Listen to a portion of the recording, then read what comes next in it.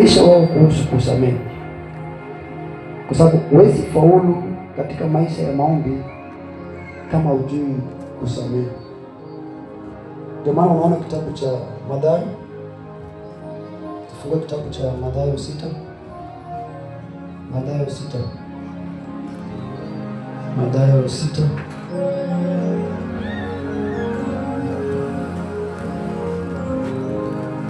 Mathayo 6 kutoka mstari wa kuanzia mstari wa 9 kutoka mstari wa 9.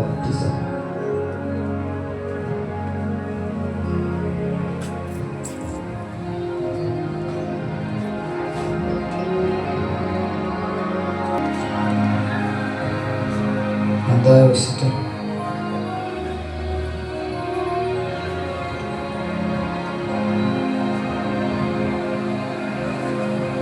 Kama umefika hapo sasa.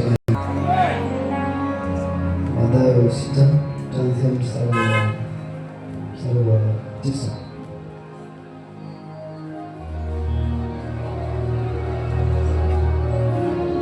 Hapa Yesu alikuwa anafundisha wanafunzi wake kuhusu kuomba, na vile aliwafundisha kuomba, alijua maisha ya maombi iwezi kamilika pasipo msamaha. Hebu tusome hiyo maandiko. Anasemaje? Hivi basi ndivyo iwapasavyo kuomba: Baba yetu uliye mbinguni, jina lako litukuzwe, ufalme wako uje, mapenzi yako yafanyike hapa duniani kama uko mbinguni.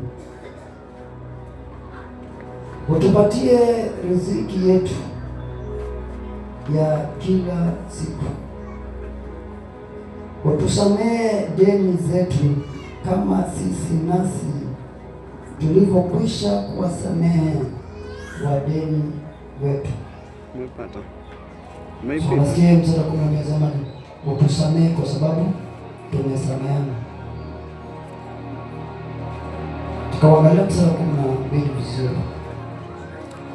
Usitutie majaribuni, bali utuokoe kutoka kwa yule mwovu, kwa kuwa ufalme ni wako na nguvu na utukufu hata milele. Amen. Mstari wa 14 inasemaje? Kwa kuwa kama mkiwasamehe watu wengine wanapowakosea, Baba yenu wa mbinguni atawasamehe ninyi pia. So inamaanisha vipi? Inamaanisha wakati wewe unasamehe wengine, Mungu pia anakusamehe. Na ile wakati wewe hausamehe wengine, inakuwa pia changamoto Mungu kukusamehe wewe.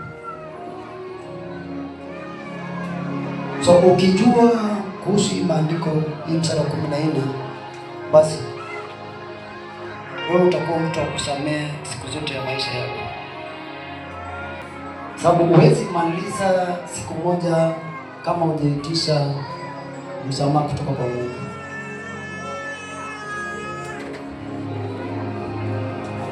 Huwezi kaa kutoka asubuhi mpaka jioni ukose kuitisha msamaha, sababu mwanadamu lazima akosee. Na nilikwambia kuna dhambi aina nyingi. Kuna dhambi yenye wewe unaweza ukafanya na kuna wewe unaweza uhusishwa. Mtu amekuhusisha katika dhambi pasipo kujua. Yaani uko tu mahali umeketi, kumbe kuna mtu anakutaja na kuingiza kwenye uongo. Nakuta tayari umehusishwa kwenye dhambi na watu. Hiyo ni dhambi ya kuhusishwa. Dhambi za kifamilia, so imehusishwa familia yote, generation hiyo familia.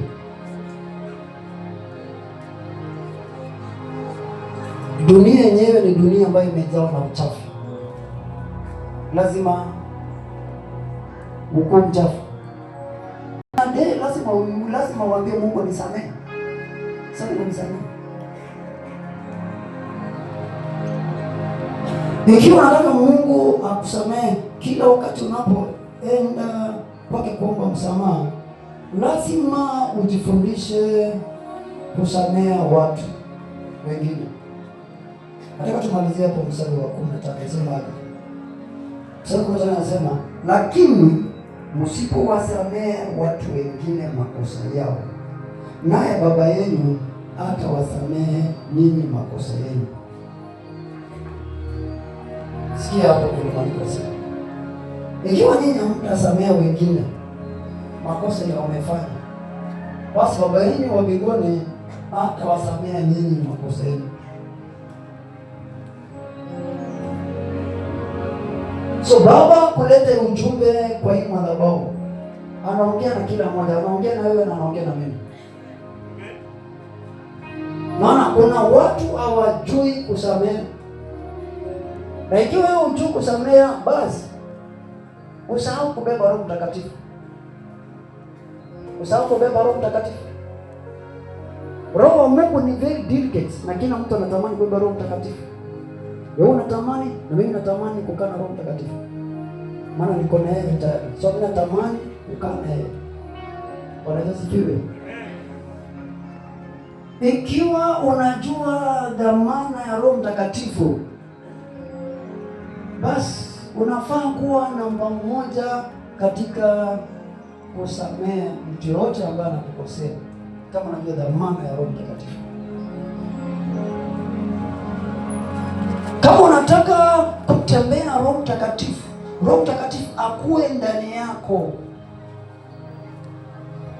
awe mwalimu wako, mfariji wako, kiongozi wako katika maisha yako, lazima ujifundishe kuwe namba moja katika kusamehe wengine wanapokosea wewe. Nataka nisisitize kabisa hili. Hakuna dhambi ambayo haina msamaha. Hakuna makosa ambayo haina msamaha.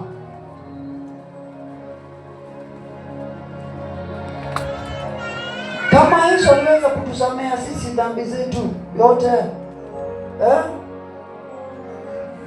dhambi ile yote tulifanya, wengine walikuwa wauaji, wengine walikuwa wazinzi, wengine walikuwa wezi, lakini Yesu aliwasamehe. Kwa nini wewe unashindwa kusamehe mtu tu mwenye alikukosea tu siku tu moja? Kwa nini wewe unashindwa kusamehe jirani yako? Ajajiachilia mbuzi kakuja kakula mahindi yako, umembeba mpaka dawe. For 10 years haongei na jirani yako. Na unasema unaenda mbinguni. Unaenda mbinguni gani? Mbinguni yako ni umetengeneza. Kama kuna mbinguni yako umetengeneza ni sawa, hiyo utaenda. Lakini ile mimi najua wingi. Bwana Yesu asifiwe. Mimi nafadhalisha watu wengine wakose kusalamia wewe kuliko wewe ukose kusalamia watu wengine. Mimi nafadhalisha watu wakubebe wewe kuliko wewe ubebe watu. Haleluya. Hebu ongea na jirani. Nafadhalisha watu wakubebe wewe kuliko wewe ubebe watu. Anasema aje? Hata nataka hivyo. Tupige makofi.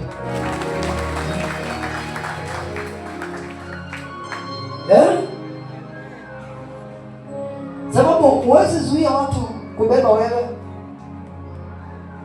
Unaweza kutana na mtu first time ukutana na yeye, anasema ati anaanza kukuchukia. Imagine first time ukutana na mtu. Sasa kuna mgeni hata anasema, mimi nachukia mchungaji fulani. Why? Nachukia mchungaji. Sasa ukichukia mchungaji mwingine, si kama umechukia mchungaji wako. Sababu yule roho Mungu anayefanya kazi huko sio anafanya kazi kwa baba wako wa kiroho. Ndio maana kuna wengi watazunguka kuwekelewa mikono lakini hawataona Mungu. Sababu gani? Makosa yote utasamehewa. Yote utasamehewa. Lakini makosa ya kukosea Roho Mtakatifu, hiyo nisikize, wewe samehewa ukikosea Roho Mtakatifu. That's why sitamani wewe ujazwe Roho Mtakatifu kabla hujajua neno la Mungu. Sasa kiasi Roho Mtakatifu utawezaje kwenda Roho Mtakatifu?